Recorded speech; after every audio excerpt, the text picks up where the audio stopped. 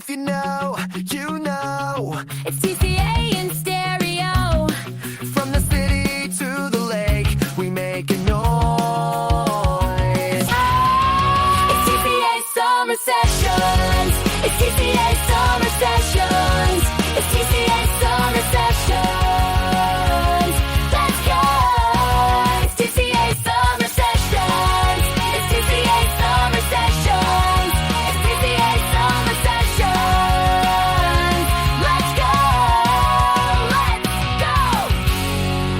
go. Away we go on a brand new edition of the Tall Can Audio Podcast. What's happening, good listener? Matt Robinson with you in the cottage studio, the lakeside studio, nowhere near beautiful Bytown, Canada, as the lakeside sessions, the summer sessions, continue here on TCA. Something we've been able to do over the last couple of years is join our buddy Bunda when he has also got a little cottage time on his hands. Go cottage to cottage on the podcast. We're doing that here today. What's happening, Bunda? Matty, what do you mean what's happening? We're at the cottage. That's what's happening, man. Like I always tell you, anytime at the lake is good time. You know, I just got to ask you a question right off the bat, though. Mm-hmm. You don't cottage to cottage with somebody else, do you? I would never Or cheat is this on you an like that, man. exclusive? This is exclusive. This is an exclusive. There is Okay. only one setup where we go cottage to cottage. I would was never going do to that take to my you. headset off, man. I was getting a little jealous.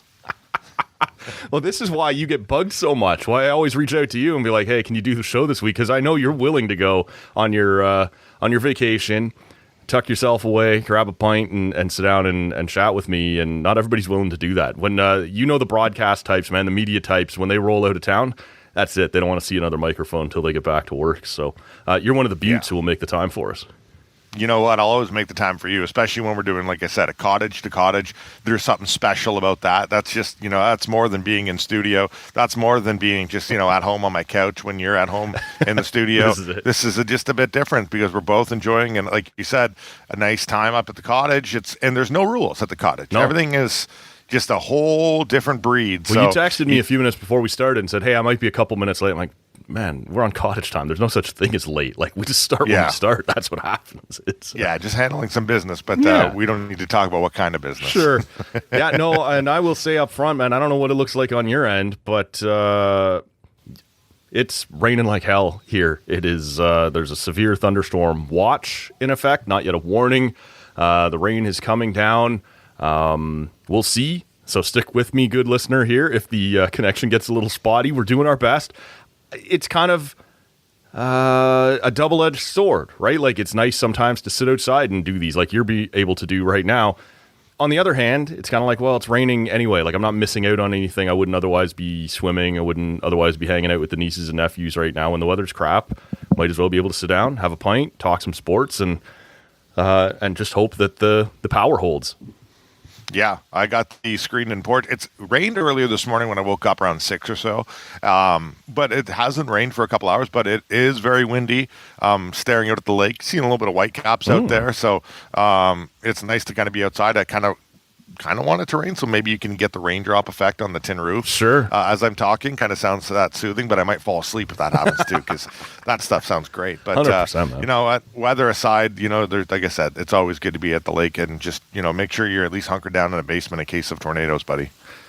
We don't have a basement at our cottage. We have a crawl space, and no one wants to get in it. But we'll hope it doesn't get quite that bad. Let's have a pint, just in case it does. So I'll be fortified for whatever comes my way. What are you going with over there, Mom?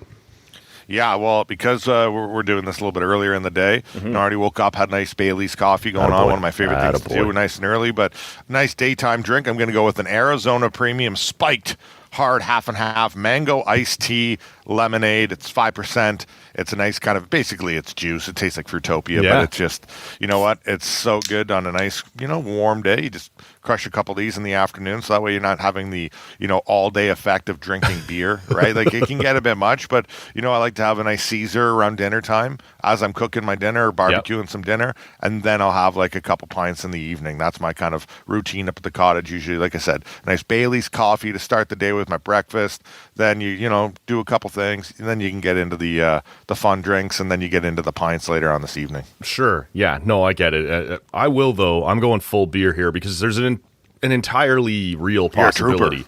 Well, there's an entirely real possibility that when you and I finish up recording, I may move out. The couch here in the loft at the cottage is the most nappable couch I have ever found in my life.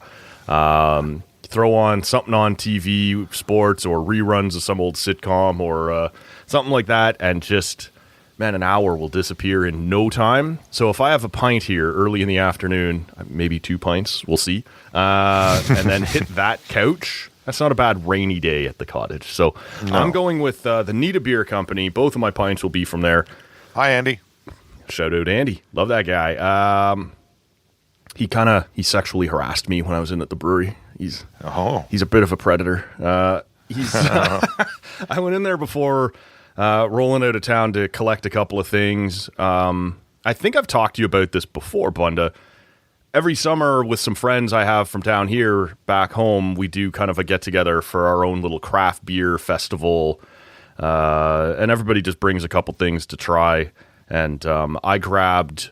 the reason I went in was to grab a couple of the Mr. Brown Has Gone coconuts, which is somewhat polarizing. Not everybody likes it. I love it. And, part of this contest is to introduce something new. So I'm going to take a couple of those over there. But when I was in there, I grabbed a couple of his lagers here. It's just called Hans. Used to be called Hans and Diehosen. I think people found that to be too much of a mouthful, so we shortened it up.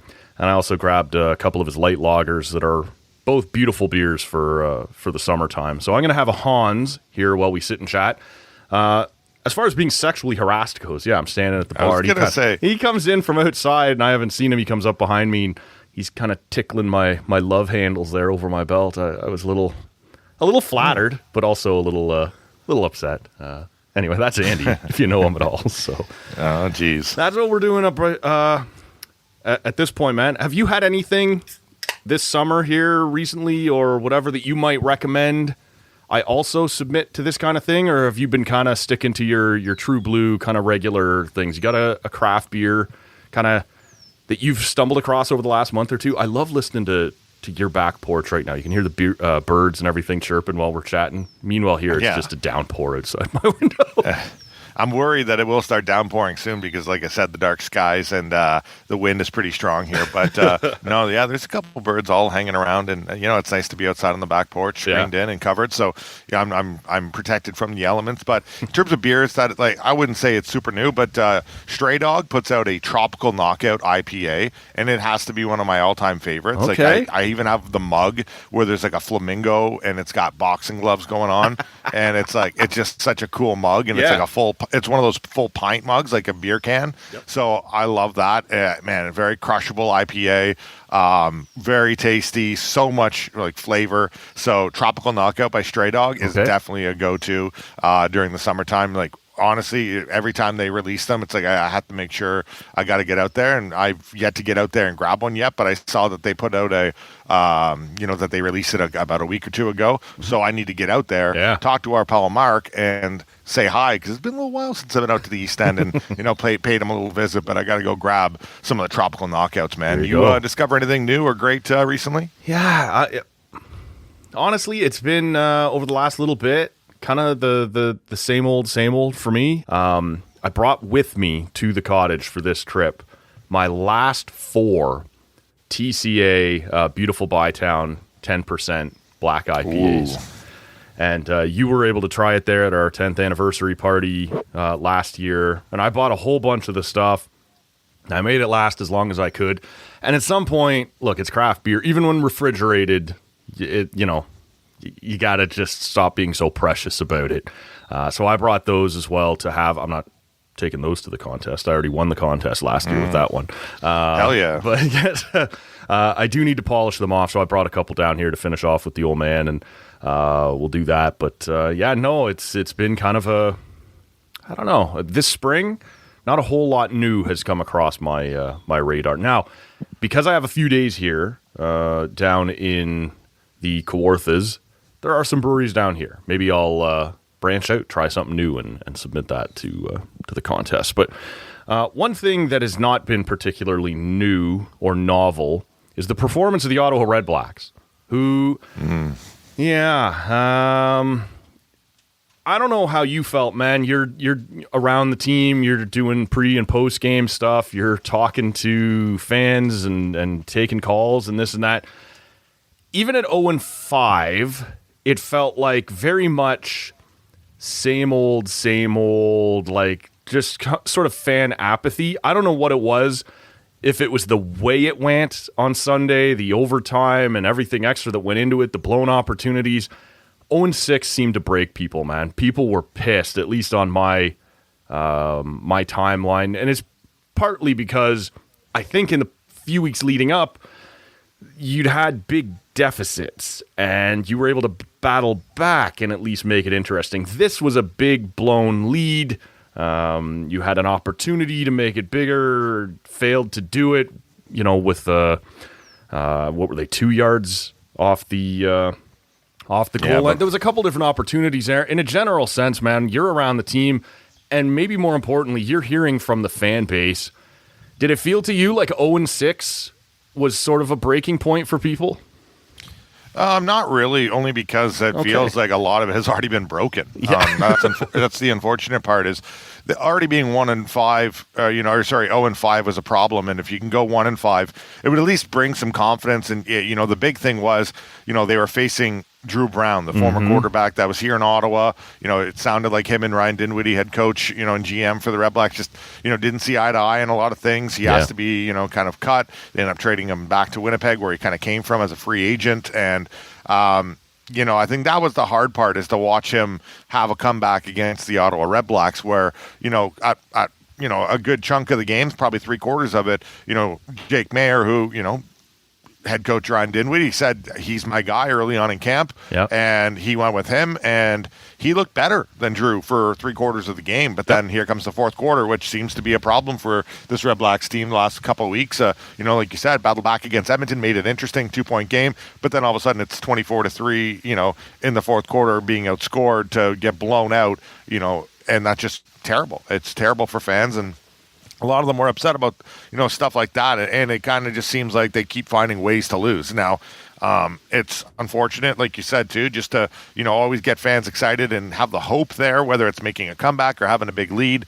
When you look back at, parts of the game, there's so many little things that stick out. Like you said, you get 3 chances from the 1 yard line, and the second chance, it surely looked like Jake Mayer was in. There was some confusion on the field. It sounded like the officials were going to review it because it was that close to him looking in. It looked like he was in from a bunch of different angles.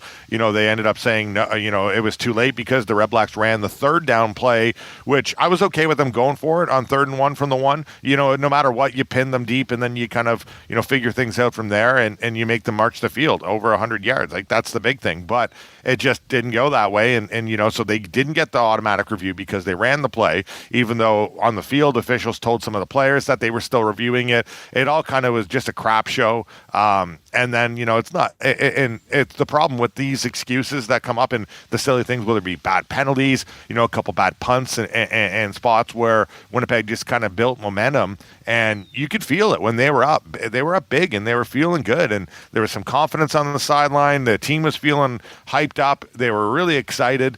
And then you could just feel the nerves kick in for that fourth quarter, and it was just a different vibe on the sidelines. And then they get to overtime, and Geno Lewis makes the catch of the year. That was incredible. Didn't even look like nobody even knew he caught the ball. No. It was like, what the heck is going on? It somehow fit between 2 defensive backs, and he just comes up with the ball. But then 2 easy kind of drives, not even drives, 2-point conversions from Winnipeg that looked like, they did basically the same play where guys were just wide open. They could have walked over and handed them the ball.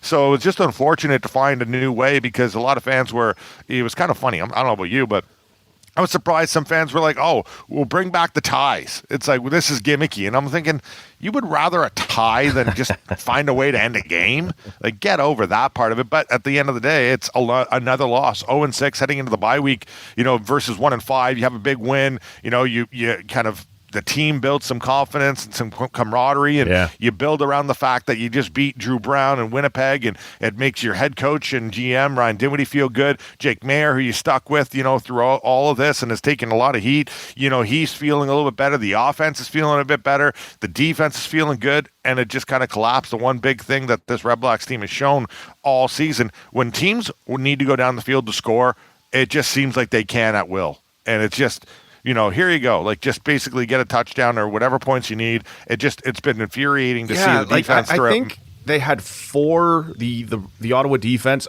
I believe, and you'll correct me if I'm wrong, had 4 picks against Toronto. And in the other 5 games, have had just 1. They've only got 8 sacks on the season at this point.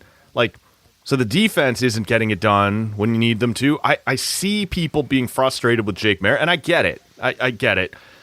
And it was hard. I was watching the TV broadcast, and they made the entire story Drew Brown, right? Every time he would do something, it was going to commercial break, it was his revenge game. I didn't think Drew Brown was all that good. No. I didn't think he was terrible, but I didn't think he had a great game, and yet it was clearly the TSN national broadcast. That was the story they were going to tell today, and didn't want to move off of it. And I get it, when Drew Brown comes back in and wins, and the Red Blacks are 0-6, you go looking for a scapegoat, and people don't want to hear reality. Like, in this game, Jake Mayer completed 75% of his passes and had 344 yards passing. Like, I don't know. I didn't think Mayer was great at the end, but he certainly wasn't the problem. But it's kind of like we had Joshua Hausum on the show on Monday talking about everything that ails the Blue Jays right now. And there's a lot that ails the Blue Jays. And so people don't want to hear, people want to fire management. And really, in the Blue Jays case, you go, well, all they did in the offseason was bring in Tyler Rogers, he's been great. Bring in Dylan Cease, he's been great. Bring in Cosmo Okamoto, and he's been great. It's hard to fire management. It's everybody you already had who has shit the bed this time. When you look at the CFL side of it, it's sort of similar. Like, no one wants to hear how good Jake Mayer may have been in this game. It's 0-6, and it all looks the same to the fan base, man. People seem really frustrated. Well, and they had an opportunity, a minute left in the game, and they threw, 2 plays and, didn't get anywhere. They had a chance to win the game, and I think that was the difference between Drew Brown and Jake Mayer in the game is, Winnipeg entered the fourth quarter with a 17-point, deficit to, handle. And Drew Brown marched them down the field and got them those 17 points. True. Minute left, and Jake Mayer has the ball in his hand. All you need is field goal. All you need is someone to make a play.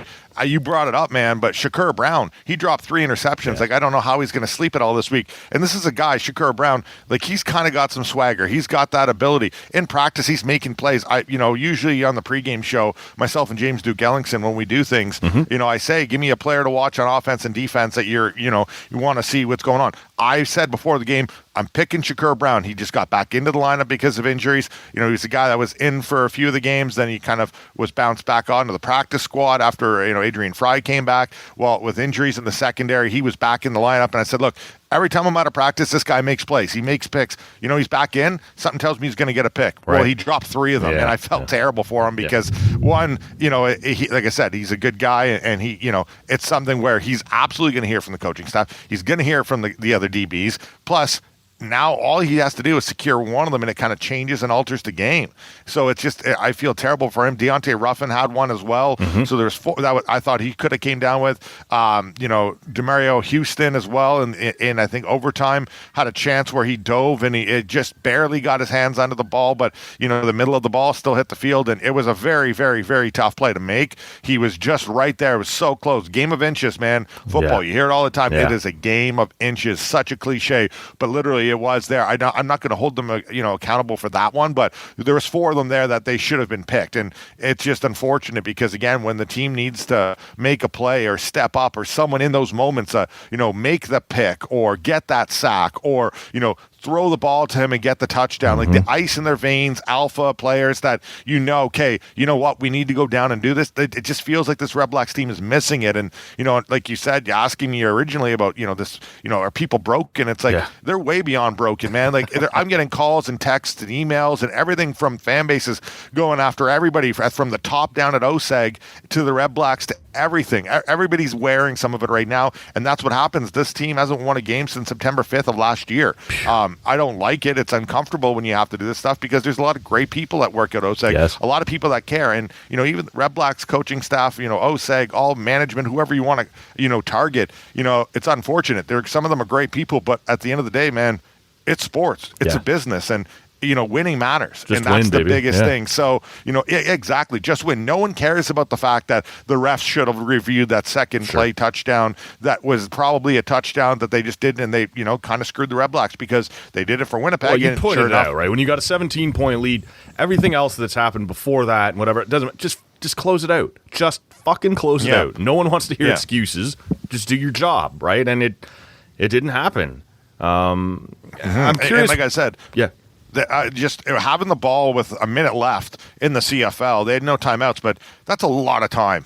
You have so much time to go down the field and be able to make a score there, especially with the new rules where they stop the clock, a lot more in the final 3 minutes of the quarter. So that's my biggest thing is, they played great, and at times they needed, to maybe make a play, and they just didn't. And that's where the frustration from fans comes when you blow a 17-point lead in the fourth quarter, and you just let another team kind of come back and win in overtime. Even in overtime, you had multiple chances to score. You ended up having to kick field goals.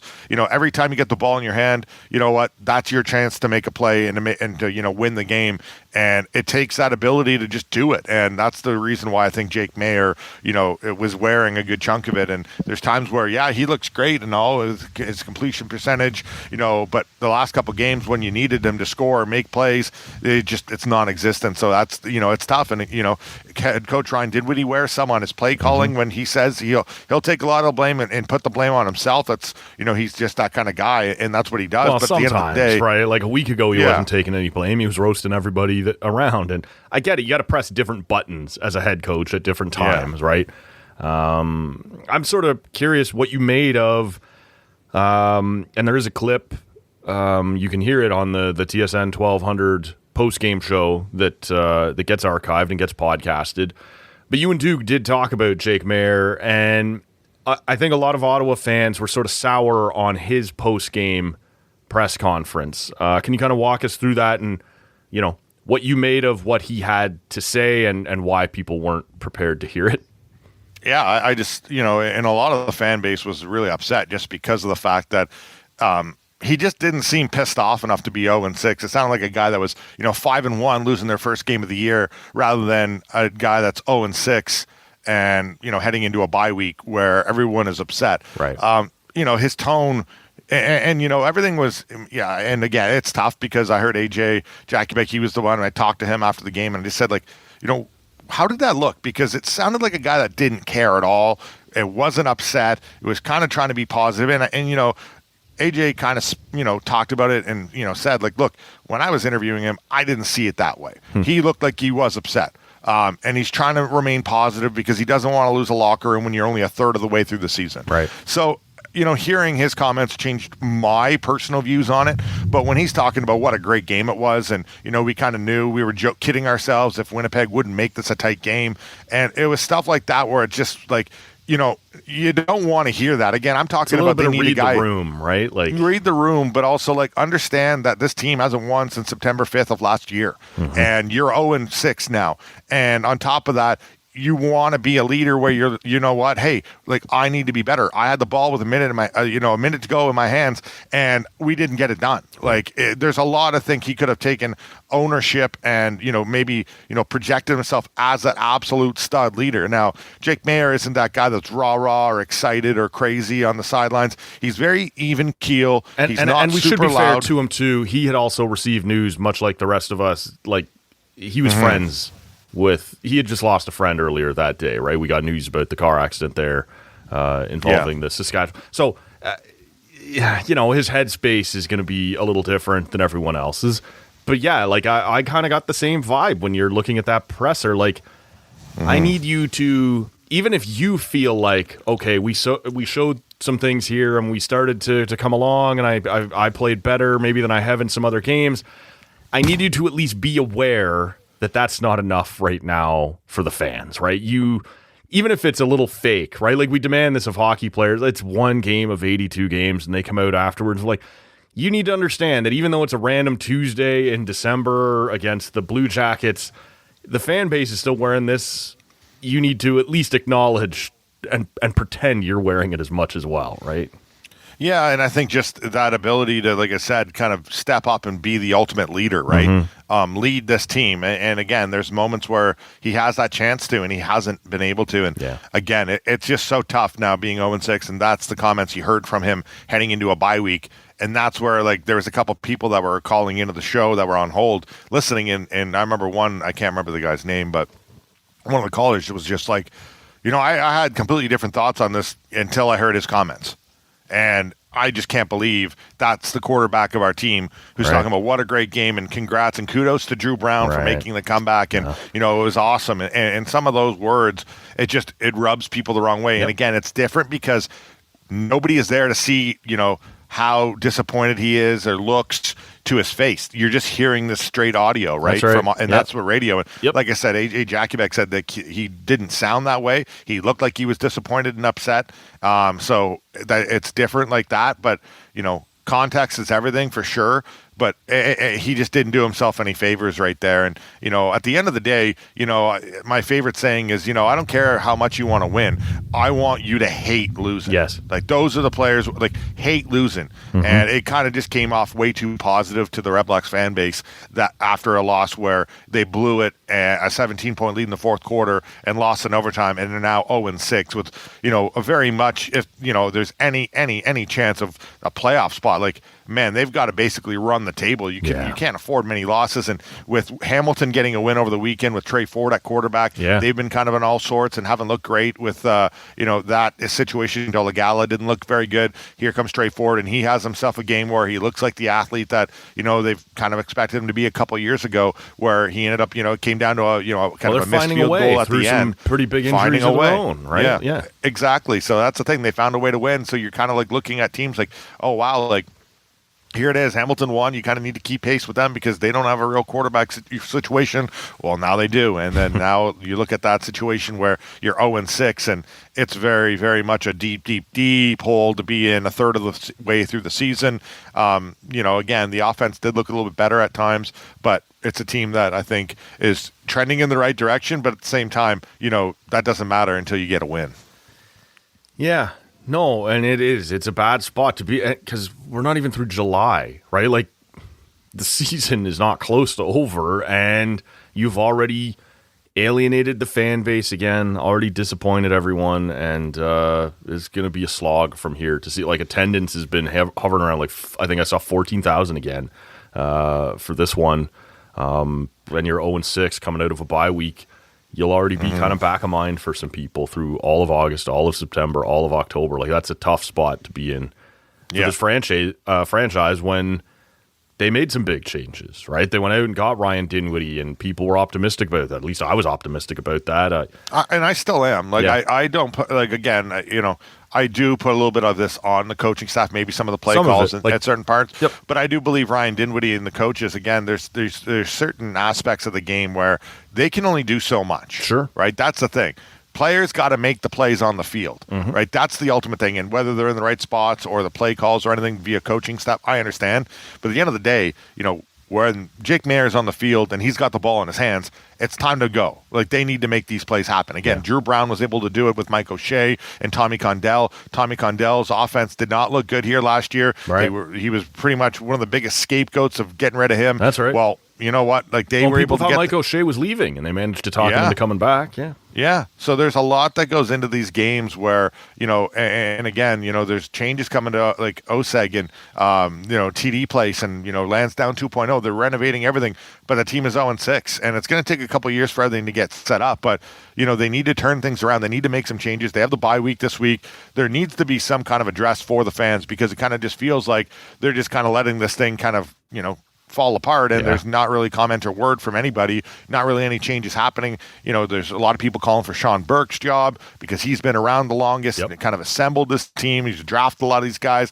He's been here 5 years now, yeah. Yeah, and again, I like Sean Burke. I've got, no issues with the guy personally, but at the same time, it's a results-oriented business, and people want to see or hear changes, because if it's like status quo and they're constantly losing, OSEG basically is saying, well, that's fine. Yeah. And to the fan base that says, well, what the heck? Yeah. We're paying hundreds of dollars to come to these games, and you're not doing anything about your team. So I get the frustration. And again, they can go out and they could fire Sean Burke tomorrow. They can rejig a couple coaching staff, moves. They could do whatever. Think about everything they could do.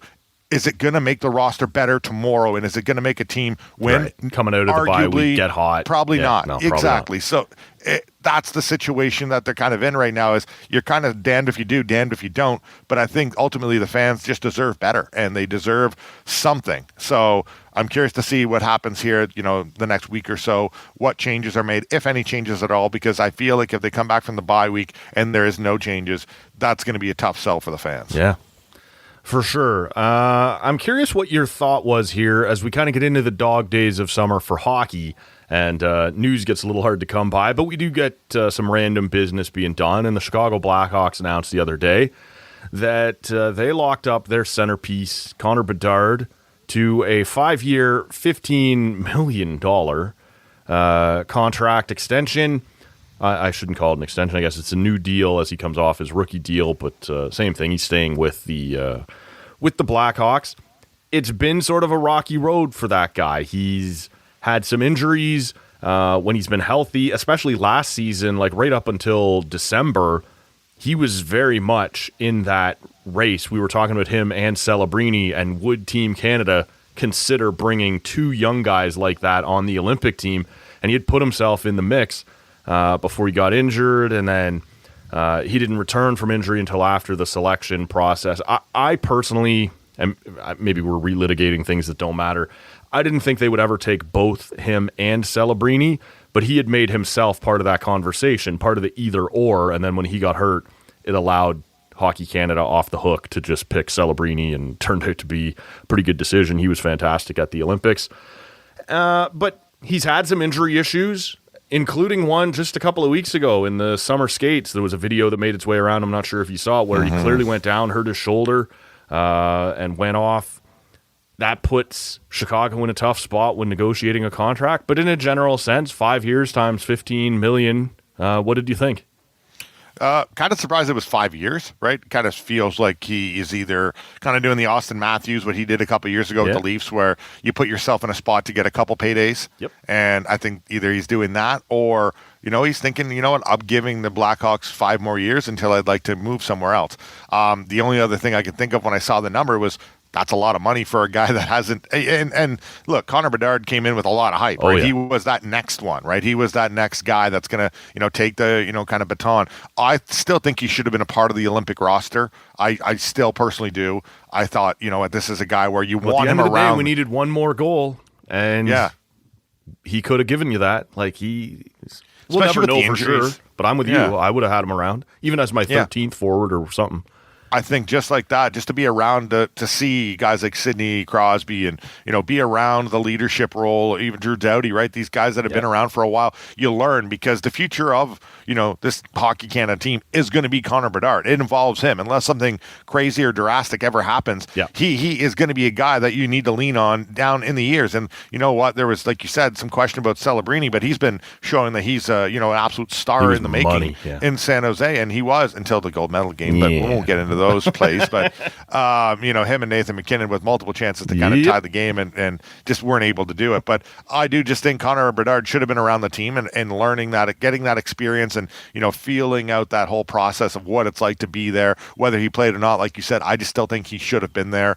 Unfortunately, he wasn't. But what a deal Connor McDavid signed in Edmonton, right? Like, you talk about a guy that probably could have gotten whatever he wanted. We're starting to see these salaries show up here now, $17-18 million a season when you look at a couple of the deals. Leo Carlson in Anaheim, I think that's the whole thing, right? Like, bumped this Kirill up. Kaprizov last year, right? Yes. Like, there's a couple of those big time deals now where people are getting that big money, north of 15 million. So is it a bargain for 5 years? We'll see. Again, it's tough that he's dealing with another shoulder injury. Connor Bedard, there's not a lot going on in Chicago, but they are trying to rebuild and build around him. And, I'm curious to know about that 5 years. Is that just a double payday for him, or is that a guy that just says, you know what, I need 5 more years in this market before I could really make another decision? But and I do wonder too a little, we'll never know for sure if Chicago was fine with 5 years, because if you're going to be this injury prone, how long do we want to be tied to you at 15 million per, right? Like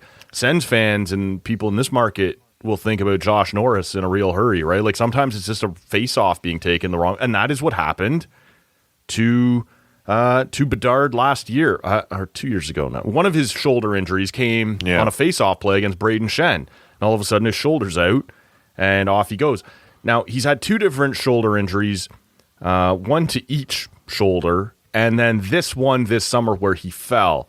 And so it's hard to go, well, clearly one shoulder is a problem. It's always going to be a repeated injury. It's sort of bouncing between shoulders, which I don't know if is any better, but I do wonder if that made it hard for Chicago going into this negotiation to go, oh, fuck, like are you going to be one of those guys that, and maybe that's unfair, but it would be on your mind if you've seen him get hurt a few times already.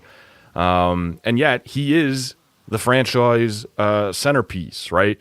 They have Lechunov, they have Nazar, they have Kansarov. Like, there's a couple guys coming. Certainly Spencer Knight in goal finally established himself and looks like a legit number one.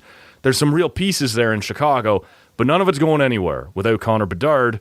So I do think the Leo Carlsson 18 mil probably bumped this up.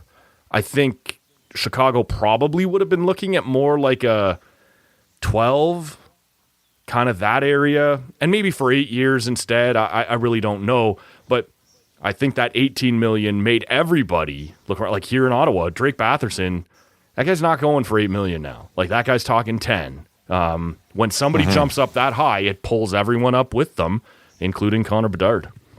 Yeah.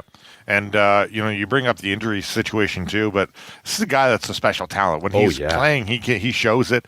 I think that, I look at that deal as probably, you're probably not far off, and let's see how both sides go. But, I like in this, like I said, you look at Connor McDavid and the deal he took to stick around Edmonton last year and, give them that chance to kind of build around him. Yeah, he kept a guy that the same he had, 12.5. He signed up for an extra 2 years of that to give them an opportunity. All right, show me, right? Show me what you're going to do. Yeah, and that's where I'm not sure they've shown him. No, but I mean, again, at the end of the day, now Connor McDavid is going to be looking around, to see what happens here this season for Edmonton, and then it's kind of all right, is he going to leave? Is something going to happen here? Are they going to trade it? Like, there's a lot that's going to be lingering over the team. That's the situation you kind of put yourself in. But good for Connor Bedard. Something tells me that they both sides wanted to get a deal done long term, some decent money. That's why these deals come down in July, I think, right? And not into the season. Let's get it out of the way. How many times, we just saw that blow up in Anaheim before the Leo Carlsson thing. It was Trevor Zegras. It was Mason McTavish. Like, they have a history in Anaheim of grinding for every dollar and holding you out through training camp, it ruining your season. At the end of that season, they go, well, fuck you, you're not any good, and trade you. Chicago clearly looked at this. We want no part of that, right? And also probably wanted to get this done to not leave that fruit out there for somebody else to consider offer sheeting him and really mess with you in some way. I guess if it hadn't happened yet, it maybe wasn't going to, but every day that you haven't signed him is a day that someone could offer sheet him. So you just get it done. And sometimes giving up a little bit is better off than ruining people, right? Like we've seen with Jamie Drysdale, like we've seen with Trevor Zegras, like we've seen with Mason McTavish. All of those guys end up out of town because they can't deal with you, and you've ruined their first year of that next contract. So I think Chicago was wise to get this done, but I absolutely think it being up at 15 is directly tied to Leo Carlsson getting 18. That pulled everyone up. I think that's a big thing too. But also, another positive is at least the shoulder injury happened now in the summer versus, at September, where you're probably then going to miss, a lot more of the season. It doesn't really. It's not a and we don't yet know how serious that injury even was, right? Like he went down. It's the summer. They don't have to tell us anything. So it just, like you said, better now than, in a season where you're just taking a face up against someone. But, he's going to be in that same Austin Matthews, right? How many times have you heard about his shoulder injuries and, what's he doing? Is that why his shot isn't the same anymore? And, he deals with it every year until he, can stay healthy and not have to deal with that. Connor Bedard's going to start dealing with the same thing. Well, Josh Norris, every time he falls and goes off the ice, people are like, oh boy, here we go again, right? And you hate that because that's a good player. At both ends of the ice, you like the guy, but you worry about it. So big time. I'm curious, Matt. I want to talk to you about Conor McGregor. We've talked about a couple Conors. A lot of Conors, eh? Yeah, exactly. His fight was now, as you and I talk, I guess about 10 days ago, and I was texting you all the way leading up to it, and you've said it on this show a few times. You were continuing to say it in your text messages. I am not going to believe for a single second that this motherfucker is fighting again until I actually see him in an octagon. And we did finally see him. You and I traded some texts, and we were laughing because he was late to show up at the building. Like, he's actually still, even on the night of, maybe not going to get this done. He does show up. He does get the walk to the octagon. He does get in the octagon. And then it all kind of falls apart. There's been, for people who didn't see it, he goes to throw some sort of wild kick right off the start of the fight, comes down, and then essentially is compromised. At first, the commentators are like, he keeps slipping. And he's like, he's not slipping. His leg is fucked. Yeah. The fight gets called off. I think it's like 1:28 in, and he's broken. His leg is fucked. He can't continue. Something wrong with his knee. He has come out. I don't have it in front of me here, so I'm not going to pretend that I do. But he has here, just in the last day or two, tweeted what he hurt in his knee. There's been all kinds of crazy speculation that it happened beforehand, but because of the money he was making and the fact they were main eventing, he went out there anyway. But it was funny to me, man, to think all this time you had been like, until I see him in there, I don't buy it. And then even when he got in there, he couldn't be depended on to deliver a fight. Yeah, and it was ACL and meniscus, same That's injury, right. From the first Holloway fight, only this time it was his opposite leg, which was shocking for him. For him, he says he's, been able to return from that injury. It took him 9 months. I saw Dana White out there saying, he needs to reconsider his future. All I could say is it couldn't happen to a better dude. There's a situation around the whole thing where, again, I was skeptical of the whole thing. Yeah. The only person I feel disappointed for is Max Holloway because I think he really wanted to beat the shit out of him. And I think he was gonna. There's a difference between, a guy coming in who hasn't been in the octagon, in 5 years versus a guy that's constantly in the BMF and having wars with other fighters. That's right. I like to look at the situation of Conor McGregor used to be this guy that Max Holloway was, who loved fighting, would be in these crazy wars. He would take late and short notice fights all the time. The guy was hungry to win. He wanted it all. Well, there's a lot different, when you move up weight and you're then fighting Max Holloway at a different kind of weight than you used to, and maybe even he's used to. But at the same time, you can train all you want. It's not the same as being in the octagon where a guy's going to rip your head off. And, one of the best, cleanest, strikers and boxers in the sport is Max Holloway. Yeah. So, I feel like this was going to be a fight that everybody was hyped up and excited for. To end the way it did just was such a clown move. People, like you said, are looking at his training videos that were showing before the fight, and, he's jumping around, kicking things, and they're like, okay, but then look at this one video where he's struggling to get his shoe off. I don't know what to make of either one of them. I don't know if he was injured heading into the fight. I don't really care. Well, there would be so much drama there if he was hurt going, because now we get into integrity of the fight versus the betting game. How many people got fucked if that guy walked in knowing he was already hurt? Like, I can see why they don't want to talk about that. I did laugh at Max Holloway after the fight saying, hey, you know what? We're going to have to run this back a third time. Let's make some fucking money.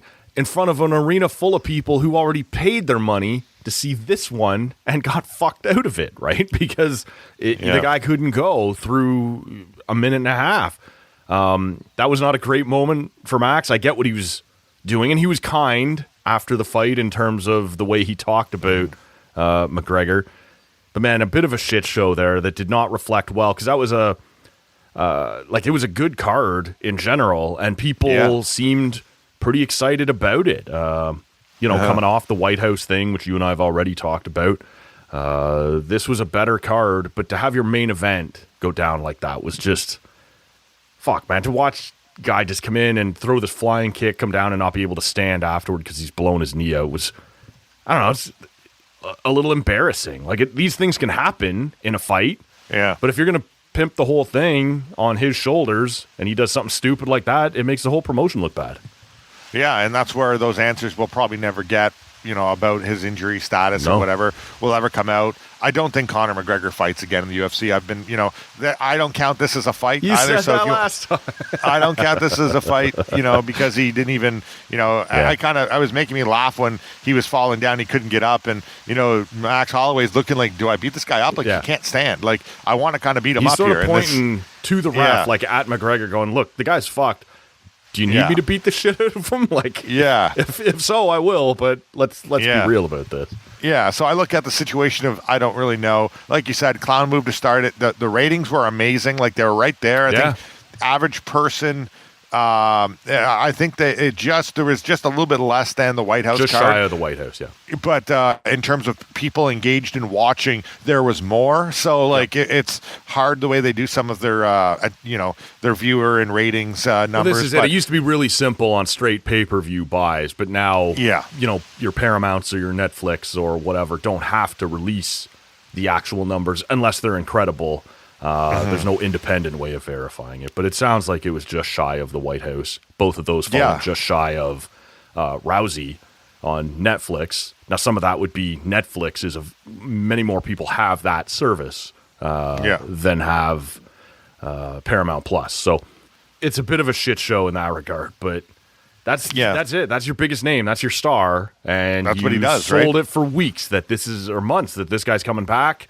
And he's already doing it again. He said, this is supposed to be a 9-month recovery. I've still got one fight left on my deal. Like, I'm going to fight again. And you're like, how many times are we going to fucking do this, man? Like, yeah, I'm curious to see if he does. I assume he will, maybe just if he needs the money that much more. But at the same time, he got a good paycheck for the ratings view and everything. He kind of seems like he just took the paycheck and walked away. If people are upset about it, for me, I don't really care. Again, I thought, again, it was kind of crazy when you go and you watch the two main events.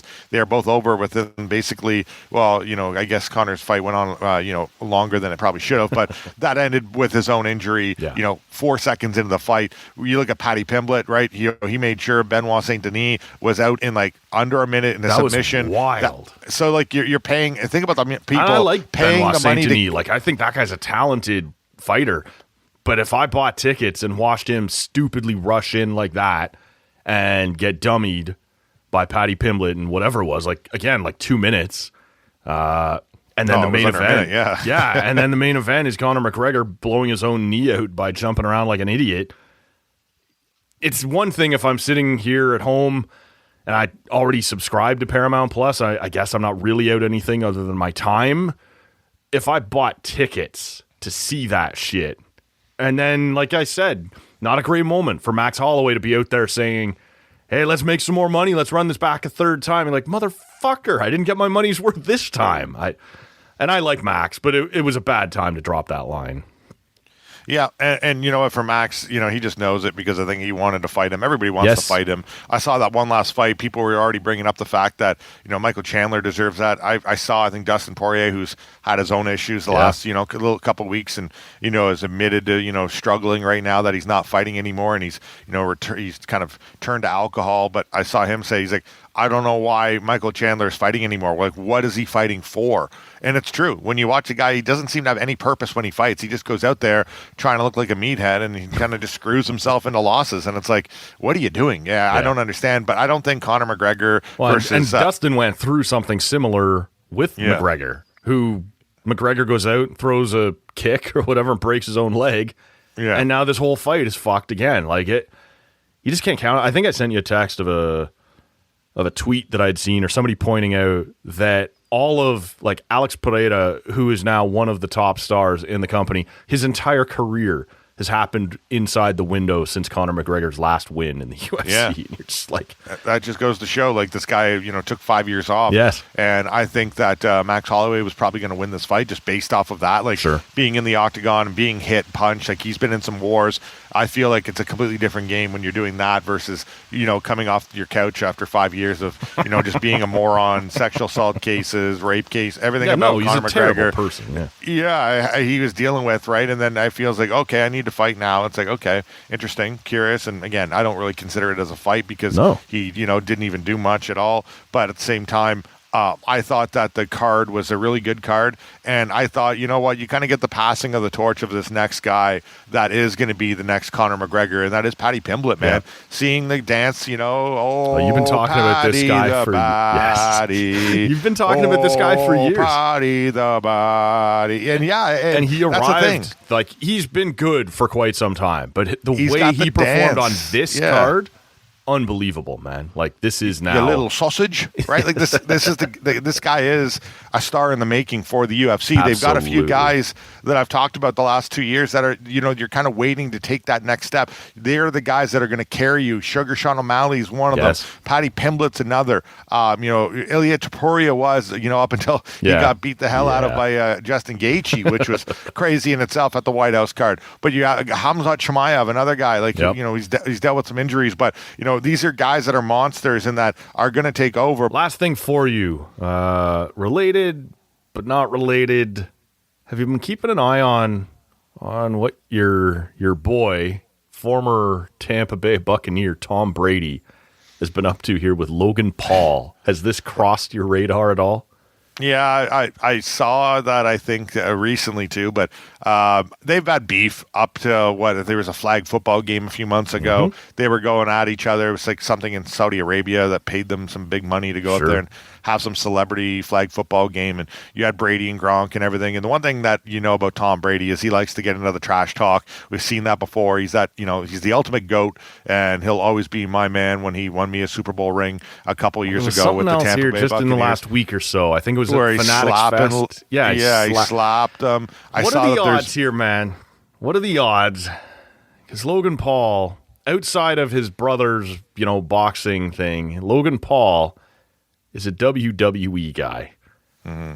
Are we organically setting up some sort of Tom Brady, Logan Paul, WWE SummerSlam? Now, I guess SummerSlam is only like a week or two away. If we were doing that, they'd be selling it by now.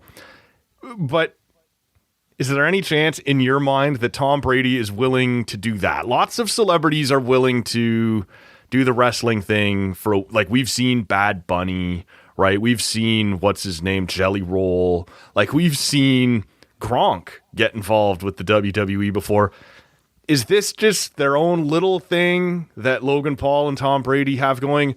Or are you kind of like me, where you're rolling your eyes and going, oh, at some point we're going to see Tom Brady on Monday Night Raw? Yeah, I saw rumors that I think maybe that the WWE is looking at him as well. And I think somebody quote tweeted it saying, "This is why you never break kayfabe."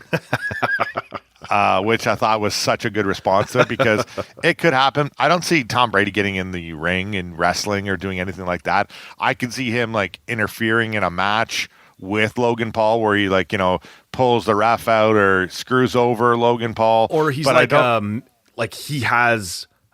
he manages somebody to beat up Logan Paul for him, like he's in somebody's corner. And maybe at most like a tag match where he only has to come in for like a minute or two and he gets to kind of slap Logan around and there's a wrestler or two there to take the falls for him. But I have a hard time believing that we're seeing all this kind of stuff happening between these guys. And look, Tom Brady has gone out of his way over the last couple of years to like make himself a spectacle that he doesn't have to. He's already, if not the greatest of all time, one of the top 2 or 3 greatest of all time. He doesn't have to do this. And yet here he is at Fanatics Fest getting in a clearly staged shouting match and slapping Logan Paul. This stuff screams WWE, man. Yeah, I'm curious to see what happens. But when is SummerSlam? I believe it's like August 1st and 2nd this year. Okay. So it's pretty close. That's, and Tom Brady, born August 3rd, about to turn 49 years old. Okay. He's 48.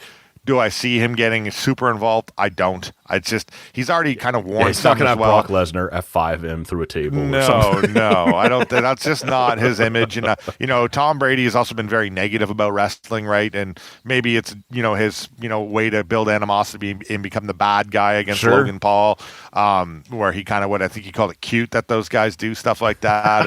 And, and wrestlers were kind of going at him online and, chirping him and all that. And, again, I don't know if it was all staged or whatnot. I think that's just Tom Brady, and I think the Paul brothers are trying to get him going, and I think that's just what it is. I think that Logan Paul realizes if I go at one of the most well-known and, like you said, greatest of all times, and certainly one of the best athletes of our generation, Absolutely. right? Just, watching that over the last, 20-some years. He's a guy that, just brings it in. So is there a storyline there between the two of them? It wouldn't surprise me. I just don't see him getting into the ring and actually doing anything about it. If he does, I think it just kind of goes against what he's been doing. I could see him being the manager or the tag partner of somebody where he has to do very little. Yeah. And at some point, there is a moment where he comes in and delivers some sort of move to Logan Paul, who, as much as I dislike Logan Paul, has become very, very good in a wrestling ring. I could see something like that where Tom Brady is involved, but you're right. In terms of a one-on-one match at WrestleMania or something, I just can't see it. No, he's not Gronk where he's going to be, that's the other thing too, is like Tom is was such a great quarterback, but he was never known as that athlete guy that made these crazy, he again, one of the best of our generation. 100%, man. Like I said, I think he's the greatest quarterback of all time, but he's not Gronk where this guy's jumping and running and, crazy athletic and ripped. No, he's and a pocket anything quarterback. Like yeah. Old school tall guy. But I don't know. I'm not going to buy much hype into this. And if he does go to the WWE, it's not going to make me watch it either. Oh, brutal, man. Brutal. Don't worry, I'll watch it. Let me ask you one last thing as we close. Which is more likely to happen? Tom Brady appears in some role on a WWE big show here over the next 6 months to a year against Logan Paul, or Conor McGregor gets back in the octagon? That's a good one. I mean, I can see Tom Brady getting involved somehow. Yeah. I don't know how, like you said, if it's just like I could see again, like him running out in the middle of a Logan Paul main event and screwing him over by, hitting the ref or giving a weapon to the guy he's fighting and something like that. Or and he's it turns the manager for one night of whoever Logan Paul is wrestling. I could see that. I don't see it being like a storyline for very long, but again, you never know. And that's not just because I don't really believe Conor McGregor is going to get. This is it, man. This is clearly how little faith you have in Conor 6 months to McGregor. a year is a lot of time. Like, not only is it rehab for 9 months on a broken leg, but then you got to train, right? Yes. So you're Build looking yourself at back up again. at least a year of working out, fighting in the gym, but you have to take a good couple months to get out of that injury where you're able to kind of run, jog, use that knee and leg Lift. a lot more. Yeah. I think we're probably not going to see Connor for another probably 2 years if we're going to see him at all. We'll wrap it up here, man. Cottage to cottage. The storm rolled through. I don't know if the mic picked it up. There was some loud thunder outside for a little while, some rain coming down. The cottage Wi-Fi held up, which is a bit of a miracle. I should tell you, too. We're having some problem here on the beer fridge. It's struggling right now, which is by far the bigger tragedy in the moment. The freezer part, which is not where the beer is, so I guess this is survivable, but won't stay sealed shut. So, some issues there. A couple people going in and out for ice, and when you push it closed, it doesn't stay closed. And this could be traumatic for the summer here at the cottage if the beer fridge is impacted. Strap it closed, then you're going to have to get some redneck ingenuity going and try and figure out a way. Get the igloos out, man. And, get the igloos out. But we had a little bit of rain here for a little bit of on and off. It's not right now, but at points I had a little bit of rain here and some wind, and I heard a little crackle of thunder. Yeah, and there's another one. There you go. Right now, as I say that, interesting. Coming towards you, man. Hell yeah, it's been like that all morning. We'll wrap it up here. Bunda, always a beauty to go cottage to cottage. No doubt we will do this again this summer. Appreciate it, man. Enjoy the rest of your week off there at the your neck of the woods, and we'll try and do the same here. Always a good time when you're at the lake, Matty. Let's go. Thank you for having me on, and you know what? Enjoy, man. Enjoy your time at the cottage too. I hope you get a lot of stuff done and a lot of drinks in you, and fix that fridge because there's nothing worse than a warm beer, man. This is it. We'll wrap it up here. If you missed it on Monday morning, our buddy Joshua Housen was here talking all thing Blue Jays. It hasn't gotten better since then. Bunda's Red Sox are suddenly red hot, which is irritating as fuck. 12, they were up to 12 in a row? What are they at now? 14 are they at 13 now, man. 14 wins in a row. 20 wins out of 22 or out of 22 games. Yeah, you don't deserve this, man. You're not even watching. You don't deserve this success. It's troubling. We'll wrap it up here. For Steve Bunda, my name is Matt Robinson. Thanks so much for listening. Give us a follow on social media at Talkcan Audio. He is on social media at Bunda91. Steve Bunda91. Steve Bunda91, baby. We'll link to it in the show notes. And thanks so much for listening. We'll talk to you all on the next one. It's TCA Summer Session.